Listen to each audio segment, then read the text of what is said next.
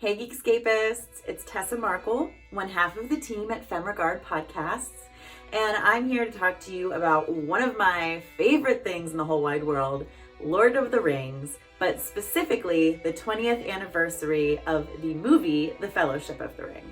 It's one of my favorite things in the world. Like, some people are obsessed with Star Wars, some people are obsessed with Star Trek, comic books, whatever. Lord of the Rings is my thing. I'm wearing this Tree of Gondor t-shirt. I have a Tree of Gondor tattoo. Like, I'm all about it. So to start, I'll give you a little bit of background on how that all started for me. Let's see, I read The Hobbit first with my dad. We would read books together kind of before bed. Let's see, I think I was around 9 at the time. And I can remember, like, in the prologue or introduction or whatever it's considered in Fellowship, there's a whole section, a whole chapter about pipeweed. Literally what the hobbits smoked out of their pipes. And I was like, why are we going into this much detail about something like this? Why does it matter? I don't get it. My opinions very quickly changed once we got into the actual story. I think it probably took me about 3 chapters into the actual meat of the story to just be entranced. And since then, I mean, I am that person that reads every appendix, every other work of Tolkien's that I can find, every, essay on his work. Like, I love all of that stuff. I want to keep diving in and learning more. So like now, if I hadn't read that chapter about pipeweed, that's something I would search out.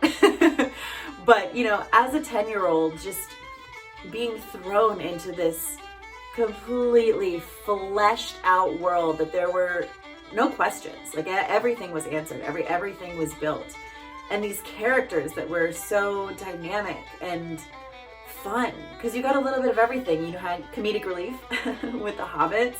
Like, Pippin is my favorite character of all of it. And then you had like the beauty with the elves and the brute force of the dwarves and I don't really know what the men had to offer, but and the majesty of the wizards, and just there's so much to it, and it's so exciting because you're always learning something new about this world, and there's always a new twist and turn in the story. That was really the first time I was getting into a book that was a trilogy, a book that has this story that is this epic that needs to go on for this long, and I really feel like that was kind of my maturation of reading. I mean, I've always been a reader. I've always loved reading, but that really kind of got me into the grown-up book world. So flipping then to the movies, they were starting to come out as I was finishing reading the books. So it was a really exciting time for me that just really kind of lined up. I wanted to finish reading all of the books first before I started the movies because I was too afraid of a spoiler. But I watched the movies shortly after they came out, and Fellowship came out in 2001. I was blown away. Like, it transported me to another world. I was completely lost in the story and just blown away, and there's so many books that are better than the movie, or even if not better, just different.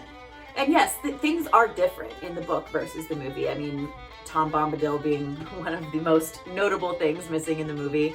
But it's so good in its own right too, that anybody who has any interest in Lord of the Rings, I'm like, listen, if you're not a reader, don't commit, because it's a lot to read and it's a lot to get through if you don't enjoy reading epic novels.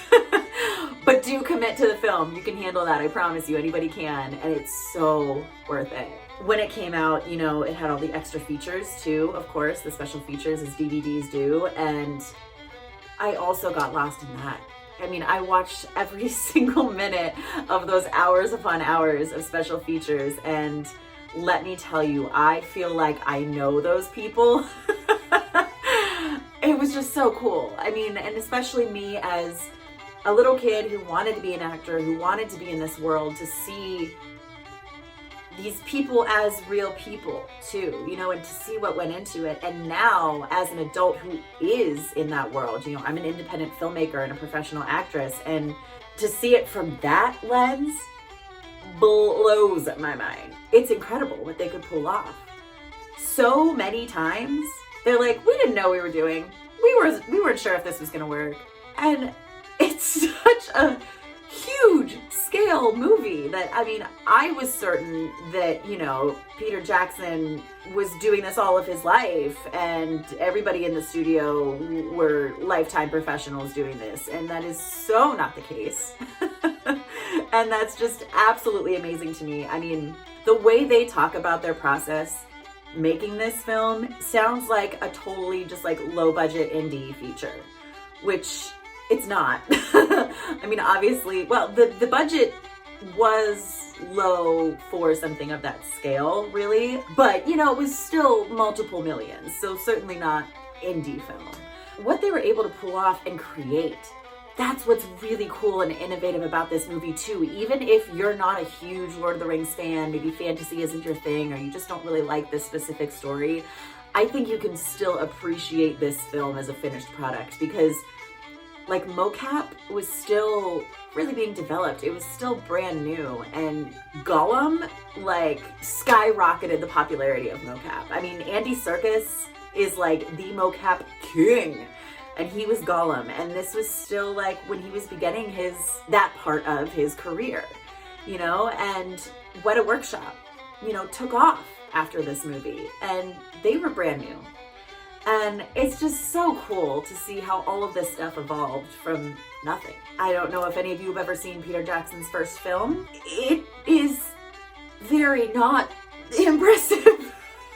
It's very strange, and for him to go from that to this is pretty impressive, I have to say. And of course, you know, later in his career, the scale of movies that he made is absolutely amazing. He obviously learned a lot from this. Man, oh man, do I love Lord of the Rings. And The Fellowship really is my favorite of all of them. Books-wise, it's a close tie between that and Return of the King, but movie-wise, The Fellowship it's one of those movies that I can rewatch over and over and over again and still feel those same emotions and that nostalgia. And can I quote the entire movie? I mean, not quite, but pretty close. But it's really just the feeling that it leaves me. I feel at home in the Shire, watching the Shire on TV. As a personal story, I did get to go to New Zealand a couple of years ago and go to the Shire, like the actual where they filmed it. They left up the set for tourists.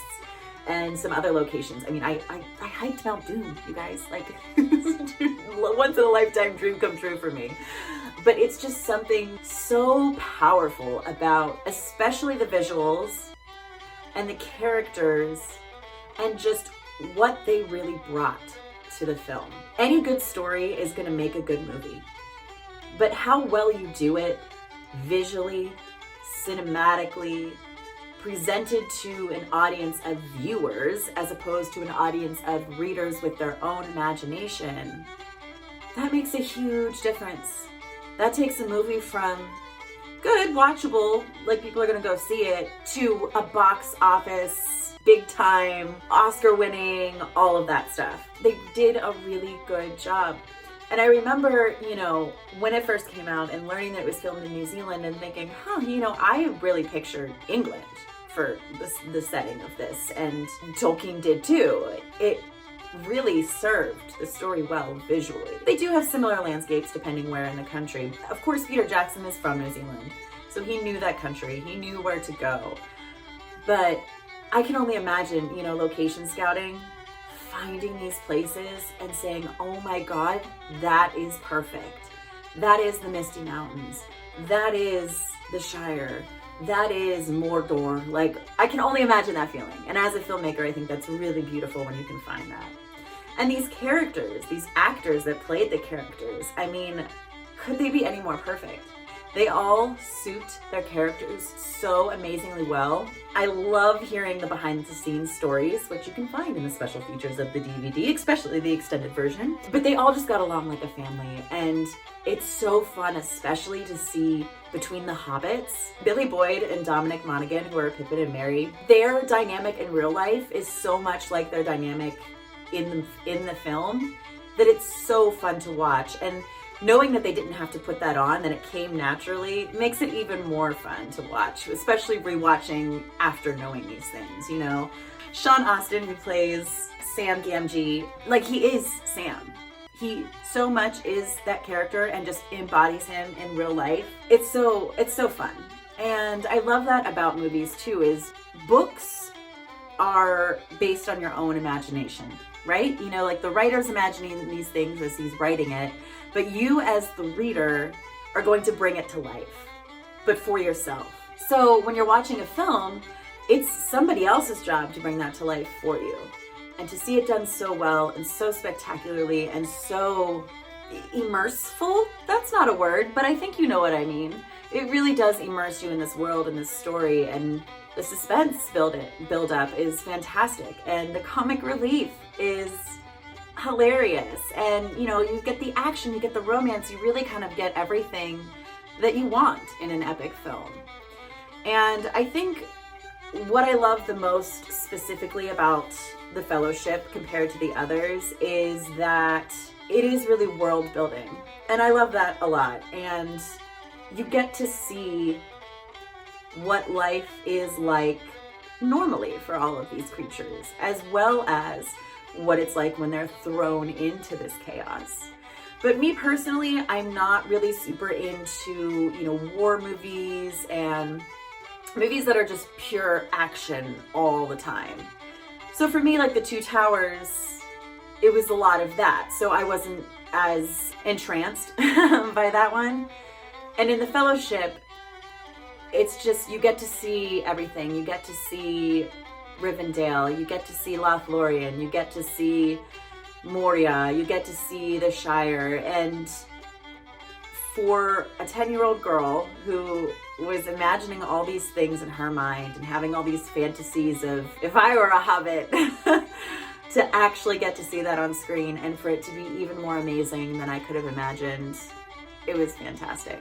Fantasy isn't everybody's cup of tea, but I would argue that Lord of the Rings is such an epic story that it has a little bit of something for everyone, because it's got the fantasy, it's got the romance.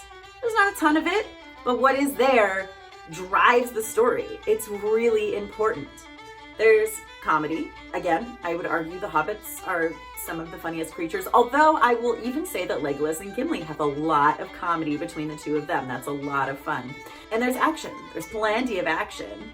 And there's drama and suspense and just kind of everything you want in a fully fleshed out story. And I also recommend the extended version. It's worth that extra hour, I promise you. I also recommend, especially if you're into filmmaking, but for anyone who thinks that kind of stuff is interesting, watching the special features. It's a lot of fun to see the secret, you know, movie magic kind of stuff that they pulled off and what really went into this film. Obviously, it's a story that has and will last through the ages. You know, I mean, the book has been around for a very long time, and it has some very dedicated people who will reread it over and over again every year. I personally only reread them once, but I don't have a lot of time to read. But you know, it's got fans and it's got people that absolutely love it and could talk about it all day, like myself, but I'm not going to do that to you guys. But the film, I think, will also last the test of time. And it's because it had such a strong story to build off of to begin with, but they didn't try to add any bells or whistles. And this is a little rant, I guess, of my own, but I'm not as crazy about the 3 Hobbit movies that followed. You know, also by Peter Jackson, same team, same all of that. But if you've read The Hobbit, it's a really simple story. It's short, it is made to be a kid's story, and what they did was incorporate a lot of elements from other stories, such as the Silmarillion, to make it a giant trilogy epic. And I don't think they needed to do that. That's just my personal opinion. However, with Lord of the Rings, the trilogy, they did need to do that. It's an epic story, and I think they did a really good job. And I also do support the things that they didn't include in the film and or kind of moved around and adjusted, because that's something too that when you make a book into a film, you have to remember it's a different type of audience. It's a different medium of storytelling. So not everything that works in a book is going to work in a movie. Not everything that works in a movie is going to work in a book. And I think they were very aware of that, and they made really smart choices when they decided of how to put this all into a film. So a lot of that falls into the other two movies as well. It's not just in The Fellowship. I would love to hear how people feel about Tom Bombadil, because that's such a heated topic of if he should have been included or not. It's near and dear to my heart. I highly, highly recommend that everybody start with The Fellowship of the Ring, because it's the beginning of the story, but make sure you watch all three of them. Don't just stop there. Watch it, watch the extended version. It's worth your time. It's a fantastic story, and it's one that will stick with me for the rest of my life. If I ever have kids one day, I'm going to be making sure they read that story someday and they watch that movie. And I just really want to pass it on and pass it around, and it's a story that deserves to be shared. It is truly an epic, and happy 20th anniversary to The Fellowship of the Ring.